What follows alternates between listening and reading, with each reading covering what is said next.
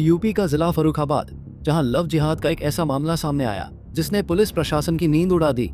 मामले में पहले हिंदू बनकर लड़की से नजदीकियां बनाई, फिर धोखे से शादी कर ली। उसके बाद लड़की को बहला फुसलाकर उसका नाम साहिबा रख दिया। अति तो तब हो गई जब नीलम के मां बनने के बाद आरोपी उसके साथ मारपीट करने लगा और उसे भीख मांगने के लिए मजबूर करने लगा। प्यार, धोखा, धर्म परिवर्तन और प्रताड़ना की इस कहानी ने पूरे इलाके में सनसनी फैला दी है। जानकारी के लिए आपको बता दें कि गुजरात की रहने वाली नीलम नाम की महिला को करीब 16 साल पहले अली भाई नाम के युवक ने खुद को हिंदू बताकर प्रेम जाल में फंसाया और शादी कर ली। शादी के बाद नीलम का नाम बदलकर साहिबा रख दिया गया और उसे फर्रुखाबाद लाया गया। पीड़ित महिला का आरोप है कि शादी के बाद से उसके साथ मारपीट, गाली गलौज और शारीरिक शोषण किया जाता रहा। नीलम के 5 बच्चे हुए, जिनमें से 2 की मौत हो चुकी है और 3 बच्चे जीवित हैं। महिला का कहना है कि उसे घर से बाहर नहीं निकलने दिया जाता था और भीख मांगने के लिए दबाव बनाया जाता था। विरोध करने पर उसके साथ मारपीट की जाती थी। क्या नाम है आपका? साहिबा। कहाँ की रहने वाली हो आप? गुजरात का मेरा मायका है, गुजरात का हम रहने वाले। पहले आपका क्या नाम था? नीलम। आप जन्म से हिंदू थी? हाँ। आपके पिता का क्या नाम है? रणजीत भाई। और माता का नाम? शीलाबेन। आपने कहाँ तक पढ़ाई की है? हमने 10 तक की है। आप फर्रुखाबाद कैसे हैं? हमने लव मैरिज करी जब से हम आए 16 साल से। किसके साथ आपकी शादी हुई थी? अली भाई के साथ। ये कहाँ आपकी मुलाकात कहाँ हुई थी इनसे? गुजरात में। तो आपका मेल जोल कैसे हुआ इनसे? वो मेरे घर के पास ही में रहते थे।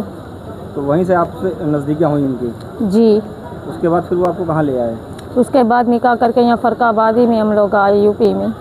आपके कितने बच्चे हैं? मेरे 3 बच्चे हैं, जिसमें 2 लड़के हैं, एक लड़की, एक 15 साल का लड़का, एक 6 साल का है और एक है मेरे 4 महीने की लड़की अभी हुई है। इस समय आपके पति आपको कैसे परेशान करते हैं?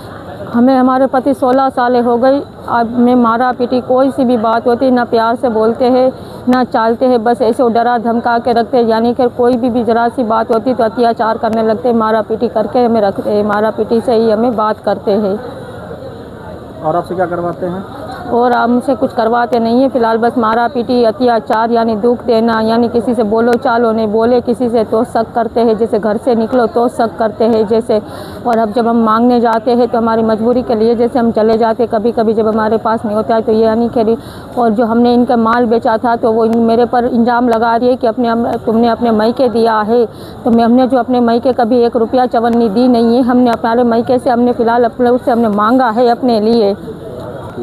अब हम ये चाहते हैं कि जब हमारा सोहर रखना नहीं चाहते हैं तो हम जाना चाहते हैं। पीड़िता के मुताबिक 13 मई 2026 को आरोपी ने उसके साथ फिर मारपीट की और घर से बाहर निकाल दिया। इसके बाद उसने फुटपाथ पर रात बिताई। अब नीलम आरोपी के साथ नहीं रहना चाहती और अपने घर गुजरात वापस जाना चाहती है। महिला का आरोप है कि उसने फर्रुखाबाद कोतवाली में शिकायत की, लेकिन उसकी बात नहीं सुनी गई।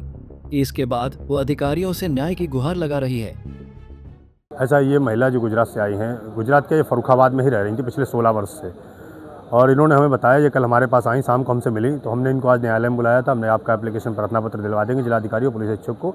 मामला ये बताया इन्होंने कि 16 वर्ष पहले एक फर्रुखाबाद का मनिहारी का एक मुस्लिम युवक अली भाई, वो गुजरात में नौकरी करने गया, वो इनके संपर्क में आ गया।